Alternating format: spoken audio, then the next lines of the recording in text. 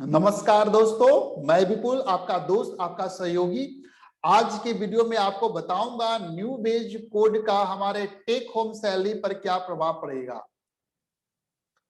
Take home salary वो salary होता है जो आपको स्टैट्यूटरी डिडक्शन, टैक्स, टीडीएस को काटने के बाद आपके अकाउंट में क्रेडिट होता है।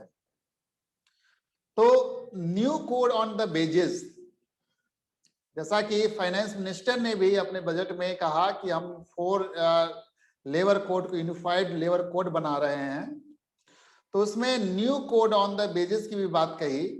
जैसा कि न्यू बेस कोड जो है पार्लियामेंट ने 2019 में पास किया है, और इसका जो पर्पस जो है आपके जो एग्जिस्टिंग लेबर लॉ है उसको स्ट्रीमलाइन करना, सिंप्लीफाइड करना। The code on the badges आपके जो 4 एग्जिस्टिंग लॉ थे, minimum wages act, payment of the bonus act, payment of the bonus act और इक्वल रेम्युनरेशन एक्ट, इसको सब्ज्यूम करके बनाया जाएगा। ये लेबर लॉ में सिग्निफिकेंट चेंजेस करेंगे इसमें, इसके अंदर। तो सिग्निफिकेंट चेंजेस में एक जो चेंज है, डिफिनेशन ऑफ द वेजेस, उसको चेंज किया जा रहा है कोड ऑन द वेजेस में। डिफिनेशन ऑफ द वेजेस में जो बेस का डिफिनेशन है उसको आप देख रहे हैं स्क्रीन में कि wages means all remuneration payable to an employee and includes and excludes. Includes में क्या है आपका basic pay, dearness allowance and retaining allowances, and excludes में क्या है आपका bonus, contribution to provident fund, pension, HRA, conveyance allowance, overtime, gratuity. एक important चीज जो यहां पर है कि जो ये अलाउंसेस का जो कंपोनेंट होगा, आपके जो टोटल रेम्युनरेशन होगा उसके 50% से ज्यादा नहीं हो सकता। ये जो चेंजेस आ रहे हैं यहाँ पे वेजेस के, तो इसका इंपैक्ट क्या पड़ेगा आपके टेक होम सैलरी पर। तो इसका जैसे कि जहां यहाँ स्पेसिफिक एक्सक्लूजन जो है आपके अलाउंसेस वगैरह, तो ये जो है आपके अगर क्रॉस करते हैं 50% से ज्यादा आपका टोटल रेम्युनरेशन का, तो वो डिम्ड रेम्युनरेशन मान लिया जाएगा और वेजेस में आपको ऐड कर दिया जाएगा। कहने का मतलब सिंपल शब्द में हम समझ सकते हैं इसको, जो हमारा बेसिक सैलरी जो होगा, जो एटलीस्ट जो है 50% ऑफ द टोटल पे होगा।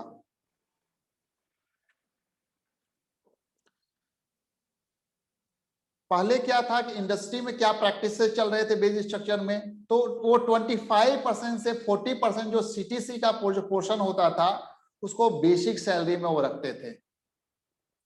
और ये बेसिक सैलरी जो होता था आपके प्रोविडेंट फंड और ग्रेच्युटी कंट्रीब्यूशन को कैलकुलेट करने के लिए बेस होता था। तो चूंकि आप बेसिस की डिफिनेशन में आपका एटलीस्ट 50% जो है आपका बेसिक सैलरी होगा, तो ये इंपैक्ट करेगा आपके पीएफ और ग्रेच्युटी पर्सपेक्टिव से आप पर इंपैक्ट करेगा।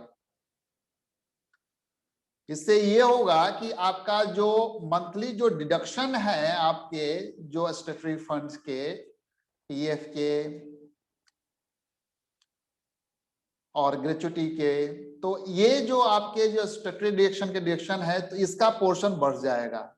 तो अब इसका पोर्शन हर महीने आपका जब बढ़ेगा, मतलब बढ़ा हुआ रहेगा, तो हर महीने जो आपकी जो सैलरी आएगी आपके अकाउंट में वो डिडक्ट होके आएगी। तो उसमें डिडक्शन के बाद जो आपकी सैलरी आएगी आपके हाथ में, वो टेक होम सैलरी है वो कम आएगी, रिड्यूस सैलरी आएगी। लेकिन इसका मतलब ये नहीं कि वो पैसे कट जा रहे हैं, वो आपके at the time of the retirement you are eligible higher gratuity payment और पीएफ मनी। तो मोदी गवर्नमेंट का यह कोशिश है कि सोशल सिक्योरिटी बेनिफिट को के बेस को स्ट्रॉन्ग किया जाए। तो इसके इनिशिएटिव लेते हुए उन्होंने ये चेंजेस कर रहे हैं आपके बेजेस के डिफिनेशन में।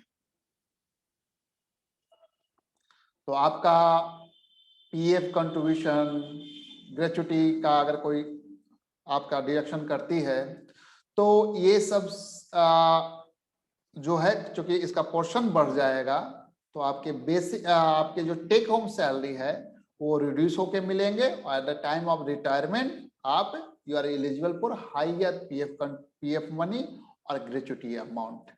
That is the impact of the changes in definition of the wages as per the new wage code. Dear friend, इसके रिगार्डिंग अगर आपको किसी तरह के कोई भी क्लैरिफिकेशन चाहिए तो आप हमारे कमेंट्स बॉक्स में मैसेज ड्रॉप कर सकते हैं या हमारे जो नंबर दिए हैं व्हाट्सएप नंबर उस पर आप मैसेज ड्रॉप कर सकते हैं. जितने भी न्यू चेंजेस होंगे आपके लेबर लॉज में, कंपनी लॉ में, इनकम टैक्स में, जीएसटी में, मैं टाइम टू टाइम इस चैनल पे मैं अपने डालता रहूंगा सो दैट आपको टाइमली अपडेट इसमें मिलता रहे. Thank you so much for watching this channel. Thank you so much.